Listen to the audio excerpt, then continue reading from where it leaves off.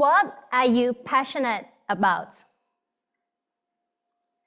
That was the most difficult question I've ever been asked. But it also became the favorite question for me to ask in different contexts. I still remember the first time I was asked this question was at a university student orientation event. A senior came to me and asked me what I'm passionate about. My mind went completely blank, and I didn't know what to say. A huge sense of uneasiness and embarrassment rushed all over me. All I can think of was, I should know this. Why didn't I know what to say? Now, if you resonate with this story, or were in a similar position, you are not alone. I've asked 178 students over the last 3 years, and about half of them were unclear about the future career goals. And about 20% were completely clueless as to which industry they would like to go into. And we also asked them to describe themselves and how do they see growth. And these are the words that they use. So they see themselves as confused, scared, messy, worried, and lazy. And they see growth as difficult, challenging, hard, necessary, and a process of breakthrough. Now, looking back, I couldn't blame myself for not being able to answer to that question because growing up from a traditional education system in Hong Kong, most of my time were dedicated to academic excellence. And all I was thinking was, how can I get to the best university, to the best bachelor degree? I didn't really know who I was, not to mention what I'm passionate about. And I'm often told that career development should look like this. We are so convinced that this process will get us to happiness, but most of the time, we just end up feeling miserable and confused. We wonder if this is what we truly want. And does it even get us to where we want to be? So in Chinese, we have a saying, interest cannot sustain basic needs. You might wonder, if I don't come from a well-off family background, how can I pursue my passion? But it always makes me wonder, in the process of pursuing the lower level needs in Maslow's hierarchy, like financial security and safety, can we simultaneously pursue the higher level needs like potential, purpose, and meaning? It is only until later that I realized being high achieving and successful doesn't always have to be financially and economically driven. Doing what we are good at and passionate about actually help us to feel more engaged, fulfilled, and successful in life. Renowned psychologist Angela Duckworth shared in her book Grit that passion and perseverance is the better indicator to success than talent, IQ, or even family background, especially in the context of education. Another study echoing this point shows that uncertain aspiration has long-term economic impact, for which if someone is uncertain about the future goals at age 16, it will lead to wage penalty in 10 years' time. And multiple research has shown that having passion at work actually enhances our physical and psychological well-being, from which we feel happier, healthier, and a stronger sense of purpose. In the case of entrepreneurship, it leads to better financial performances. And in the case of musician, it leads to elite performances. That is why I believe every youth should explore their passion early in order for them to lead a meaningful and purposeful life. So 3 years ago, I had this idea to start a program to help 18 to 25 years old youth to explore their passion and discover what is worth pursuing in life. For some, it might be a career goal like going into the music industry or being a social worker, or they might want to improve their confidence so they can communicate with others more effectively. I had the privilege to walk alongside this journey with 99 youth, and learning from the journey of pursuing their dreams and passion, I discovered that passion is not a destination, it is a direction. Just like when we are navigating uncharted territories, we would need a compass to show us the direction to where to go to. Today, I'd like to share with you 3 directions for you to embark on this journey of exploring your passion. The first direction is to be open to look inward. This is for those who are wondering, how do I start, or what passion even means? To me, it comes from 3 dimensions. The first one is interest. You can ask yourself, what do I like to do? For some, it might be cars, and they might want to be a Formula 1 racer, or for others, it might be fashion, and they might want to be a fashion designer. Interest is something we love spending our time on, and doing it makes us happy. The second dimension is strength. You can ask yourself, what am I good at? What is my talent? It could be music because you've always been good at playing the piano or the guitar, or it could be science because you always prefer finding evidence-based solutions logically. Our strength is based on our skills, both hard skills and soft skills. Now, the final dimension is values. You can ask yourself, what do I care about? What is important to me? This dimension requires to find answer at a deeper level of who we are. For some, it might be animal welfare, or it could be elevating poverty. It often goes beyond the superficial level of things or people. It stems from the problem that we face in our lives, and the pain going through that inspires to do something about it.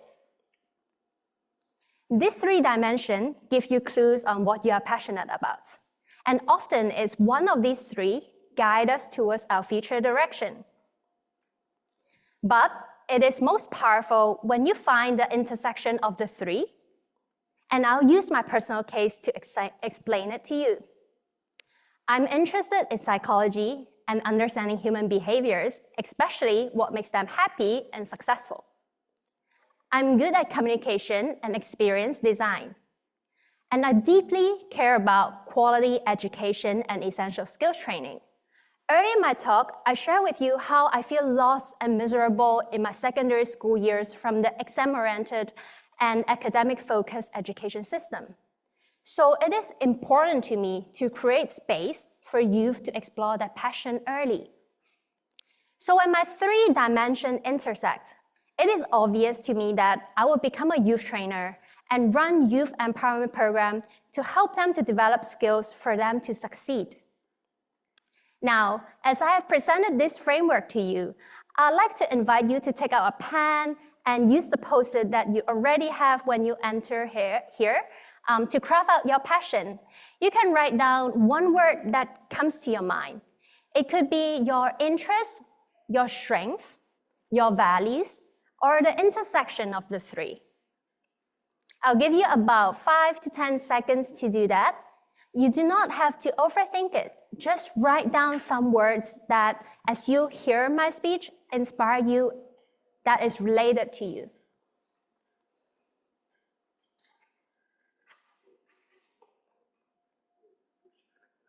Now, as you are reflecting, knowing that understanding what you are passionate about is the first step. The second direction is have the courage to follow your heart and move forward. This is for those who know what they are passionate about, but sometimes hear the voice, what if I failed? What if it's not practical? it is often scary and uncomfortable to take a path that's less traveled by. It takes a lot of courage to step away from expected path and to challenge societal norms and choose something unconventional that is close to your heart. When I share with you, my biggest regret was not building skills required to pursue my passion. What I meant was when I was considering my degree that I would spend 4 years in, I was considering psychology, but my parents told me to choose business management. Back then, I did not have the clarity or the courage to trust my intuition and take my own path. But if I could time travel, I would choose differently. Now, I'd like to share with you another story of a youth that I work with and showcase how powerful it is to follow your heart and live a life of passion. This is Tony. Back then, he was still a Form 6 student waiting to sit for his DSE exam, which is the Hong Kong public examination. In the interview, he told me he's passionate about music. He would spend countless hours in writing his own songs and raps and mixing his own beats, and he would like to explore if this could be his future path. But his parents told him this is not practical and would like him to study for something more traditional. So we connected Tony with Mountain, who own a music recording studio and helped many local famous singers like Aaron Kwok, Moon Tang to record their songs. And from his internship, Tony had the opportunity to explore the music industry, and he met a lot of important people in the field, including Isaac, who became his mentor. From this experience, Tony's passion on music grew, and he gained the confidence needed for him to decide he is going to pursue music. He ended up choosing to study for music production in Hong Kong Design Institute, and he is now working alongside Isaac for concert production. Recently, I checked in with him, and he told me in these 3 years, he never had a single moment where he regretted choosing music as his career path.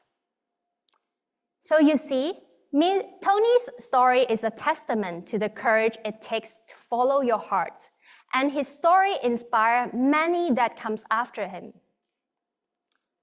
Being courageous is not the absence of fear. It is despite being scared, you still decide to move forward. Now, but not everyone is like Tony, who explores his passion early and has the opportunity to pursue it. Sometimes we are just doing something we don't feel quite right, but we don't know what the future has in store for us. Which brings me to my last direction I'd like to share with you, is to be adaptable to adjust your course. This is for those who took the safe path, but something feels off. Or they thought they knew the passion, but until they tried it. As for my case, after graduating with a management degree, my first job was working in a fintech company in Hong Kong. Back in 2017, it was one of the sexy emerging industry. But it didn't take me long to realize I'm dragging to go to work every day just because it didn't align with my passion. I'm so glad that I took a leap of faith and adjust my course so I can be at where I am right now.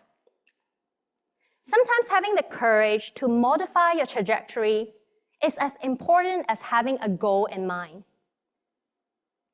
Every step you take, even the misstep, tells you what is right for you and what doesn't.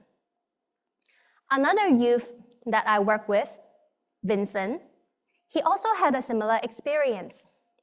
He graduated with a media degree, and working in the industry for 1 to 2 years, he realized the working hours is long, but the career prospect is bleak. So through my program, he took a chance to switch into technology and coding, from which he gained front-end and back-end development experience, And from that, he gained the confidence needed for his skills and to decide to pursue that as his future career path. After joining multiple hackathons, now he's running his own startup in software development in Cyberpods. Sometimes when we look at change, we would naturally feel anxious and scared because human is programmed to feel skeptical about change and uncertainty. But when we realize that change is the only constant in life, so either we can be passively pushed by external factors to directions we have no control over, or we can actively craft out a path based on our own intention and passion. In the start of the talk, I asked you, what are you passionate about? I hope with these 3 directions that I've shared with you, you feel more confidence in answering this question. And I hope that every time you look at the word that you write on that sticky note, it will inspire you to muster the courage to follow your heart and move forward. And along this journey, you might have to adjust your course a few times. And knowing that being adaptable is part of the process. 11 years ago, I couldn't answer the question what I'm passionate about. But today, my answer is clear: to inspire growth. So I will ask you again, what's yours? And more importantly, what are you going to do about it? Your compass is set. Your adventure starts now. Thank you.